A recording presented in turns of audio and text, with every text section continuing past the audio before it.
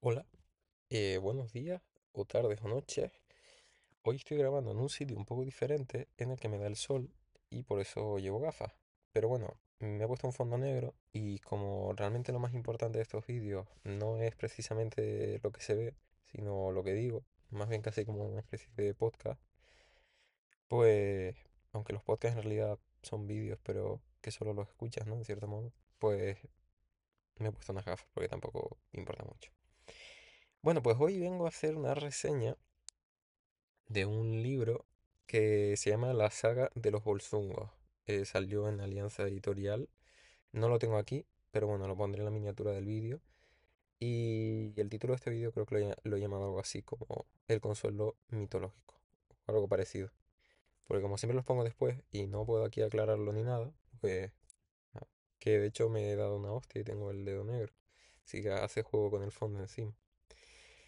Pues vale, la saga de los Volsungos es las sagas. Vamos a empezar por una cosa básica. Las sagas son un género de texto en prosa normalmente o en verso, creo que en prosa sobre todo, que se escribían en Escandinavia, la zona de Noruega, Dinamarca, Finlandia. No sé si Suecia entra ahí, pero Islandia creo que también. Aunque si lo buscas en Wikipedia no sale, pero realmente sí, sí sale. O sea, sí entra en todo eso.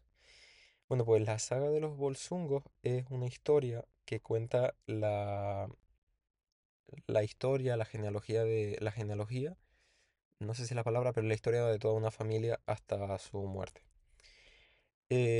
No es que el primero se llamara Volsung o algo así, más bien el primero como tal, padre de todos, es Odín, y el primer hijo de ellos se llama Sigi, creo que era. La verdad que me olvidé y es un poco irresponsable no buscarlo, pero bueno. Y a partir de este tal Sigi, pues se va desarrollando la historia y el nieto o bisnieto de Sigi se llama Volsung, bueno, o Völsung. En alemán sería Völsung, creo, pero no sé cómo lo pronunciarán ellos. Volsung, para entendernos de toda la vida. Pues nada, abarca como yo creo que 10 generaciones, es decir, la historia súper larga y las sagas tratan de más de todo tipo, desde temas legendarios, mitológicos y este en concreto, por ejemplo, la saga de los Volsungos realmente explica hechos históricos que están entre el siglo primero y el quinto después de Cristo, que suceden en Europa con los godos, los ostrogodos, porque, a ver, y esto es una curiosidad, realmente el tema del vídeo es el consuelo mitológico, así lo puse, pero esto es otro tema que a mí me parece interesante.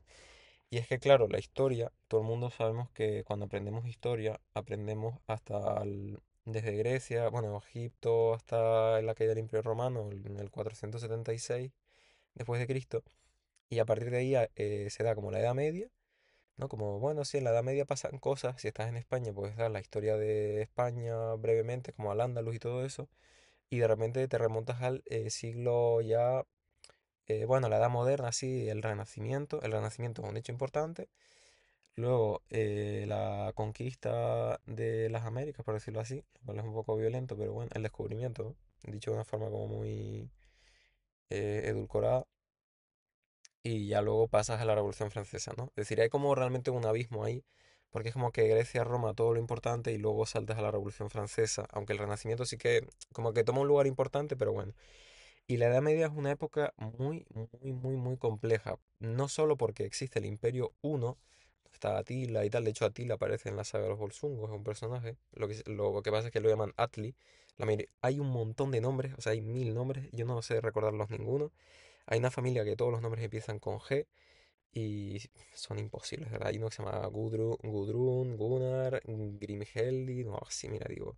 Que por cierto, esta Grimheld o algo así era como una madre hechicera de esa familia y me recordó mucho en realidad el papel que tenía Grima del Señor de los Anillos. Pero bueno, encima la fonética es similar. Pero bueno, que la historia es muy compleja, sobre todo la Edad Media, porque hay 1000 pueblos nómadas, entre ellos todos los pueblos godos o góticos, que son los trogodos, los godos, los gépidos, que lo de los gépidos lo aprendí hace poco, pero bueno, un millar, es decir, que desaparecen, dan lugar a otros y así constantemente. Y más o menos realmente relata historias que En cierto modo son fidedignas a la historia, pero están mezcladas con elementos mitológicos que a veces no son muchos, son un poco de magia y la presencia de Odín. Odín siempre aparece en muchas escenas como para dar un pequeño giro a veces, no muy fuerte tampoco, a veces solo dice, pues quizás deberías hacerlo, ¿sabes? Como que simplemente alguien iba a hacer algo y dice, puedes hacerlo, ¿no? ¿Por qué no? Es como aparecen formas de ancianos, pero bueno, de gente mayor, en lugares un poco aleatorios, pero bueno. El libro en sí, claro, porque esto es una reseña, entonces debería decir qué opino del libro. El libro se lee muy fácil. En Goodreads le di 3 estrellas de 5. El libro se lee, bueno, 3,5 mentalmente le di. El libro se lee bastante fácil, es muy sencillo, los capítulos son de 1 a 4 páginas y se lee muy bien. El libro en sí, por cierto, es un cierto preludio más arcaico de El Cantar de los Nibelungos. Otra cuestión importante, el libro no se sabe quién lo redactó, quién lo recopiló, mejor dicho. Fue un poeta islandés de Islandia durante el siglo XIII, finales del siglo XIII. ¿Por qué el texto es importante? Claro, yo he hablado del aspecto más literario, pues la verdad que, a ver, se lee bien, es muy cruel, pero ahora pasaremos a eso. Pero se lee muy sencillo, el lenguaje es muy, no sé si coloquial, pero bueno, el traductor dice que lo adapta para ello. Y respecto a... No, no viene ahora. Ah, que respecto a la historia, bueno, el texto es interesante a nivel histórico porque se escribió después de que Escandinavia se cristianizara durante el siglo X y XI, pero sigue mostrando toda la mitología más propia de las zonas germánicas y demás. No tiene muchos elementos, es decir, no aparece ni redenciones, ni Cristo, nada. Es decir, realmente es lo que se llama cultura pagana, pero pagana es una palabra muy cargada de no eres cristiano. Pero en ese sentido es un documento histórico, pero bueno, como dice Tolkien en un ensayo, tampoco, es decir, también estaría bien valorarlo por lo que es. El libro está interesante, es decir, se lee sencillo. Lo peor del libro es la cantidad de nombres y que a veces es un poco que te pierdes, pero la historia en tal como se cuenta no es tan compleja. A mí, pues a ver, está bien, es entretenido, pero claro, lo interesante, a mí lo que me parece interesante es cómo se ve todo lo cruel que es la historia, lo dura que es, porque, por dar algunos ejemplos, casi todas las madres que tienen hijos, porque a casi todas las madres las o medio ratan o las casan forzosamente, de forma muy violenta, y de repente pues tienen hijos con esa persona en vez, o sea, al igual tuvieron un hijo antes, pero ahora tienen otros hijos. Y claro, al igual el hijo que viene de la genealogía de los Bolsungos es fuerte, valiente, no ha tenido nunca miedo, que a mí me encanta esto, dicen, nunca ha tenido miedo, se enfrenta a la muerte sin ningún tipo de, ¿cómo se dice? Sí, de miedo, de temor, ¿no? Pero a estos hijos nuevos, es decir, con un nuevo matrimonio, eh, los ejecuta. Es decir, si tienen la posibilidad de que mueran, dice, sí, mátenlos porque son débiles, ¿no? Es decir, esta gente tiene miedo, o sea, son, dicho de una forma fea, son unos mierdas. Y yo digo, Dios, qué violento, ¿no? Por ejemplo, una escena en la que estaban como conquistando y capturan a 10 hermanos, pues los cuelgan de un madero, de los pies para abajo, y viene una loba cada noche a oler a uno de los 10 y se lo come, le arranca la cabeza y se lo lleva. Vale, pues al último como que la hermana que estaba traquinando cosas, estaba maquinando ahí como detrás de todo, como que le había puesto miel en la cabeza. Y a este último como que la loba le empieza a lamer y este hermano, que es el último que queda vivo, por cierto, pues coge y le arranca la lengua, es decir, le muerde la lengua y se la arranca y luego se cae. Mira, unas escenas muy muy fuertes. En ese sentido, pues me sorprendió la crueldad. Y claro, aquí viene el tema, el consuelo mitológico. ¿Por qué esto del consuelo mitológico? O sea, ¿por qué un nombre así como tan raro, ¿no? Para hacer una reseña de un libro. Pues claro, porque normalmente la mitología, bueno, igual que la religión, aunque las palabras se distingan, ¿no? Por muchas que daría para otro vídeo, para pensar y hablar horas por qué diferenciar entre mitología y religión. Así hablo de pronto y diría que porque la mitología está técnicamente muerta, es decir, ya no hay nadie que esté creyendo en... Bueno, ahora sí, pero que no hay nadie que crea ahora mismo la religión egipcia, por ejemplo, ¿no? O lo que fuera. Entonces ahí ya es como mitología, ya es casi como un documento histórico, por decirlo así, que es feo en realidad, pero bueno, porque lo dejamos. Vale, claro, la mitología normalmente hace dos cosas, que es por un lado explicar el mundo eh, de una forma u otra, dándole causa, es decir, Zeus causa los rayos, Helios es dios del sol, Nix es diosa de la noche. El mundo está ordenado porque antes era un caos, antes había titanes, esto es la religión griega, perdón, la mitología griega. Antes había titanes que causaban un cierto caos y vino Zeus y el Olimpo e impusieron orden, porque todo antes era una locura, ¿no?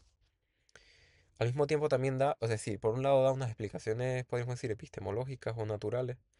Naturales yo creo que suena mejor para no ponernos chonchos o complejos. Es una palabra que he escuchado esto de choncho, pero bueno, como complejos, ¿no? Así ya decir palabrejo. Pues para no ponernos complejos, unas soluciones naturales a por qué el mundo es como es físicamente, es decir, pues las cosas se caen o hacen esto por ciertas razones. Las otras razones son unas explicaciones más bien morales de por qué vivimos como vivimos, es decir, nosotros como seres humanos en sociedad, por qué hay guerras, por qué nos odiamos. Entonces, claro, y ahí entran muchos factores. La respuesta que suele darse en casi todas las mitologías y religiones es un pecado, un diluvio, de cierto modo. Por ejemplo, en la religión griega, al menos en las Metamorfosis de Ovidio, sí que se explica, por ejemplo, cómo hubo un diluvio. Lo cual esto es muy interesante y muy recomendable a quien le guste. Se lo puede descargar en internet o buscar el libro donde sea. Los primeros capítulos, el segundo o el tercero de las Metamorfosis, redacta cómo hubo un diluvio, literalmente, cómo Poseidón causa un diluvio en el mundo, del mismo modo que Dios causa un diluvio en el mundo y Noé sobrevive, pues sobrevivieron un hombre y una mujer en el diluvio de Poseidón, en las Metamorfosis, y ellos en vez de hacer una barca, pues estaban como en la punta de la montaña más alta del mundo, y claro, murieron todos menos las aves. Pero bueno, ellos cuando bajaron, pues la explicación es como que cogieron piedras. La explicación es muy interesante. Cogieron piedras y se las tiraron detrás. O sea, cuando tú coges una piedra, la tiras detrás tuya y nacían personas. Una cosa así. Muy interesante, pero bueno. Entonces, claro, la saga de los Bolsungos no se centra tanto en estas explicaciones naturales, sino más bien, bueno, algunas veces sí, pero sobre todo en las explicaciones morales. Y la obra es muy similar a una tragedia griega, es decir, la familia, todas las genealogías de los Bolsungos lo pasan fatal, lo pasan horriblemente mal y a todos les va mal. Es decir, ¿por qué? En este caso no hay ninguna razón en concreto. Por ejemplo, en la tragedia griega de Edipo, pues sí que hay razones como que Edipo hizo una cosa mal y luego ya todo el resto como Antígona, que es familia de Edipo, también le va mal. Electra también, es decir, a todo el mundo le va mal. Electra creo que es familia también de Edipo, pero no estoy seguro. Si a todo el mundo le va mal en ese sentido porque alguien hizo mal en la familia y todo el mundo debe pagarlo hasta que se mueran. Los Bolsungos no, la familia de los Bolsungos realmente no les pasa nada malo en concreto. De hecho, la redacción a veces, bueno, la historia a veces tú dices, es sencilla comparada con, quizás no, tenemos una imagen muy hecha de que, claro, cuando leemos una historia, pues si es una novela o algo tiene que ser muy compleja, tiene muchos giros, el lenguaje es complejo. Pero no, el lenguaje es sencillo. De hecho, empieza diciendo, Sigi era amigo de este. Y Sigi mató a este y tuvo un hijo. Y ese hijo es no sé quién. Y luego este se llama Bolsung y este hizo tal y cual. Vale, pues a todos les va mal. Pero claro, yo pensando, el libro es duro. Es decir, a mí me parece, o sea, se te revuelve el estómago a veces de decir, ¿por qué hacen estas locuras? Es decir, ¿qué les pasaba por la cabeza? Pues en ese sentido, claro, te quedas un poco flipando. Pero a mí me pareció vi una reflexión en Goodreads y tenía sentido, es decir, tenía bastante sentido que decía que, claro, realmente quizás toda esta mitología estaba hecha para que la gente se consolara con que quizás el mundo en el que vivían no era tan malo como el de las historias que escuchaban. Porque tenemos que tener en cuenta que esto es una recopilación, la saga es una recopilación de textos que son orales, igual que la Ilíada y la Odisea. Es decir, son historias que ya se contaban, que serían un poco distintas pero similares, pero se recopilaban en la forma de un libro, en prosa, en verso, como sea. Vale, entonces, pero claro, el hecho de que la historia fuera tan dura decía, quizás es simplemente que era para que apreciaran un poco su vida y tuvieran en cuenta que la vida podía ir a peor. Es decir, hay forma, quizás esas historias, pues mira, las cosas les iban mucho peor, pero a nosotros no. Sí, hay alguna guerra, ¿no? Pensando en esa época había guerras, tal, se te muere un familiar, pero bueno, mira a esta familia, tuvo 10 generaciones y a todos les fue horriblemente mal. Vaya locura, ¿no? Entonces, en cierto modo, claro, a mí me parece interesante porque el consuelo que suele dar la religión y la mitología suele ser optimista. Bueno, al menos la que hemos heredado nosotros, como el cristianismo, siempre suele ser optimista, que es la de habrá redención. El cristianismo se caracteriza principalmente por ser una religión de la salvación, de la redención, de encaminarnos al juicio final, pero ese juicio final no nos va a salvar, es decir, va a ser una ayuda y, no, y vamos a ir a mejor. Entonces, y otras religiones o creencias, pues en principio se encaminan a ello, pero por ejemplo el judaísmo más bien está encaminado a esperar, esperar al Mesías, porque claro, el Mesías no ha llegado. Y en el caso del budismo es una religión de la liberación, es decir, realmente suele ser casi siempre algo positivo, pero nunca tan negativo como eso, como cosas tan violentas.